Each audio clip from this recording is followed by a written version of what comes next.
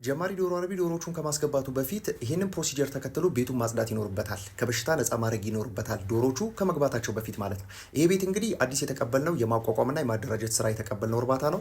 እንደምትመለከቱት አንድ ዙር በአግባቡ ከታጠበ በኋላ ይሄንን የሚመስል አቧራ ከውስጥ ወጥቷል። እንደምትመለከቱት ማለት ነው። ይሄ በአይን ሊታይ የሚችል አይደለም። ይሄንን ማሽን በመጠቀም እንግዲህ ሙሉ በሙሉ ንጽት አድርገነዋል። እንደምትመለከቱት ንጹህ ሆኗል። አሁን ፋየር ገንን በመጠቀም ደግሞ ፍሌም አድርገነዋል። ይሄ ማለት በተለይ ከኢንተርናልና ኤክስተርናል ፓራሳይቶች ጋር ተያይዞ ፓራሳይት ኢንፌክሽንን በቀላሉ ሊያጠፋልን የሚችል ለሚመጡት ባቾች ወይም ለሚመጡት አዳዲስ ዶሮዎች በዚህ ፓራሳይቶች እንዳይጠቁ ከፍተኛውን አስተዋጽኦ ያደርጋል።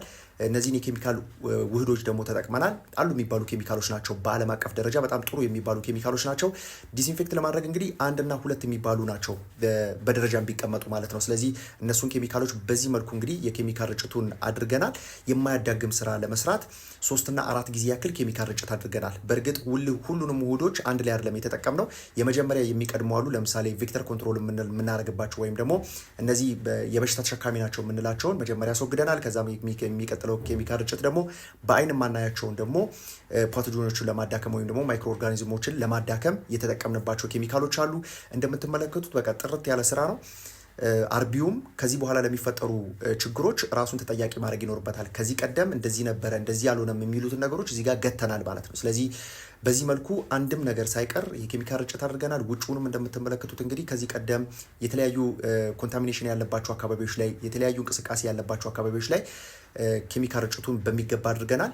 ከኬሚካል ርጭቱ በኋላ ደግሞ የበለጠ ደግሞ በሽታ የሚያዳክምልን ይሄ ፓውደር ነው። በዚህ መልኩ እንግዲህ ደስተሩን በመጠቀም እንግዲህ ሙሉ በሙሉ በምትመለከቱ መልኩ ፊሚጌት አድርገነዋል ማለት ነው። እንደምትመለከቱት እኛ ለመድረስ የማንችልባቸው አካባቢዎች እንኳን ይሄ ማሽን በቀላሉ ፊሚጌት በማድረግ ወይም ደግሞ በጭስ አማካኝነት በማጠን መልኩ ማለት ነው ሙሉ በሙሉ ያዳርስልናል ማለት ነው። እኛ ማደርስባቸው አካባቢዎች ላይ እንኳን ቢሆን የመጨረሻው የፊሚጌሽን ፕሮሰስ የምንለው ይሄኛው ነው። እንግዲህ በሀገራችን ላይ ብዙም ያልተለመደ ነገር ነው።